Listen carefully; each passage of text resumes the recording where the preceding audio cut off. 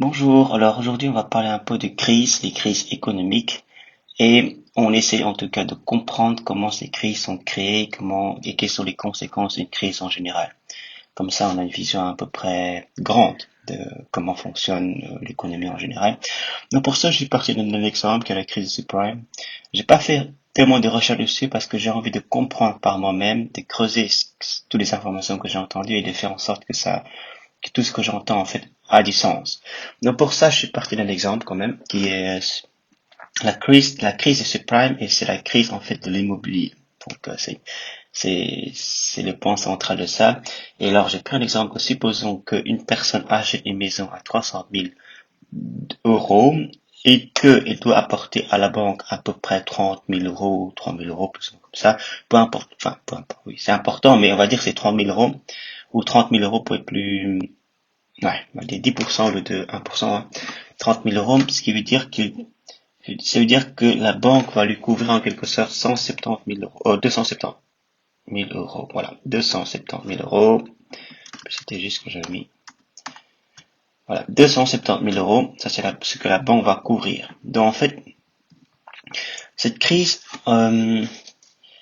et le problème c'est que la couverture de la banque elle-même, ou des assurances, ou des hedge funds, c'est que commence à couvrir les prêts des gens. Du coup, on se retrouve durant une crise parce que s'il couvre à chaque fois que quelqu'un veut emprunter de l'argent pour acheter une maison, bah la banque dit ok, vas-y, je couvre quasiment 90% du prix, tu n'as jusqu'à apporter 10% et c'est parti. Et ben même on se retrouve avec des gens qui en fait n'ont pas beaucoup d'argent, comme par exemple des gens dans une situation précaire comme des ouvriers, ceux qui vivent assez de façon précaire et qui se retrouvent à avoir une capacité d'emprunt et surtout une capacité à acheter beaucoup de maisons. Parce que la banque ou les assurances ou les hedge funds, en fait, ils couvrent ça, c'est-à-dire qu'ils vont les aider et en attendant que chaque mois, ils remboursent un peu d'argent. Et ce qui se passe, c'est que même la loi, je pense que la loi en ce moment ne comprend pas trop ce qui se passe, alors ils laissent faire. Donc ce qui se passe, c'est que à un moment donné, bah, il faut finir par rembourser. À un moment donné, il faut rembourser les emprunts. Et, et alors là, on arrive à un problème où la loi de l'offre et de la demande elle va s'appliquer. Ce qui veut dire que les gens qui sont dans une situation précaire, ils ont trop de maisons, trop d'emprunts à faire, ils n'arrivent plus à rembourser. Du coup, les investisseurs, que ce soit les investisseurs ou les locataires simplement, ils commencent à dire qu'est-ce qu'on fait là, on doit commencer à revendre. Du coup, et comme il y a beaucoup de reventes, et ben les prix vont commencer à descendre tout simplement. Et du coup, dès départ, ils ont acheté à 300 000 et que le prix c'est 60 000, ils ont, entre guillemets, perdu 240 000. Donc 240 000 qui ne pourront pas rembourser parce qu'ils sont dans une situation précaire. Et ça qui fait que c'est une crise. Donc, et voilà, donc les gens n'ont plus d'argent pour rembourser simplement. Et une crise pour l'un peut être aussi une opportunité pour les autres, hein. Donc j'imagine pour les gens qui sont très très pauvres, que généralement la majorité des gens, euh, vous êtes dans la merde simplement.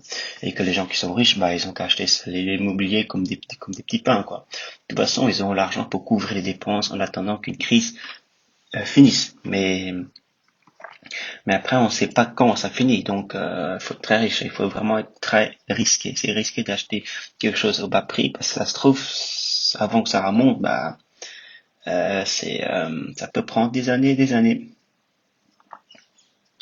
Donc, alors, il y a autre chose que, à un moment donné où une personne ne peut pas repayer ses dettes, il va commencer à chercher un boulot, du coup les boulots vont être de plus en plus en manque, et du coup ils vont arrêter de consommer, vont arrêter de consommer de voyager par exemple, de consommer, d'acheter des vêtements, d'acheter de la nourriture dans la rue et tout ça. Du coup, ceux qui vendent des vêtements, ceux qui vendent ce genre de choses, ils se retrouvent aussi au chômage. Du coup, c'est une espèce d'effet domino en fait. Et à la fin, il y aura plus d'échanges économiques, plus rien du tout. Il y a plus de croissance dans le pays, les gens commencent à vivre dans la misère, quoi. Et comme ils vivent dans la misère, euh, il y aura peut-être des révolutions pour que l'État essaie de fixer ça, l'État essaie de corriger ça, et que l'État, par exemple, n'arrive pas forcément à corriger la situation, il est endetté, et doit payer ses dettes aux investisseurs qui veulent l'argent, que ce soit les étrangers, les investisseurs étrangers ou les voisins, les pays des voisins. Et ben, alors, les gens essaient maintenant de survivre comme ils peuvent, hein. Je sais pas, ils volent ou ils commencent à faire n'importe quoi, quoi. En gros, et ce sera une situation de merde, quoi. Et alors, on peut voir par les vices les plus bas instincts, hein. Je sais pas, la prostitution ou ce genre de choses. Comment ça vend les organes, peut-être, hein. Et après, j'ai dit que, il va commencer à avoir des conflits, l'État n'arrive plus à contrôler le pays, des révolutions, le peuple va prendre le pouvoir, on aura peut-être des partis politiques qui vont prendre le pouvoir pour essayer d'éliminer les dettes et repartir de zéro. Et les États voisins ne veulent pas forcément que tu dois payer. À la fin, à un moment donné, il y aura une guerre, et voilà, une guerre et qui s'est finie par tout le monde est mort et on essaie de rebâtir à zéro. Voilà, c'est l'analyse que j'avais fait.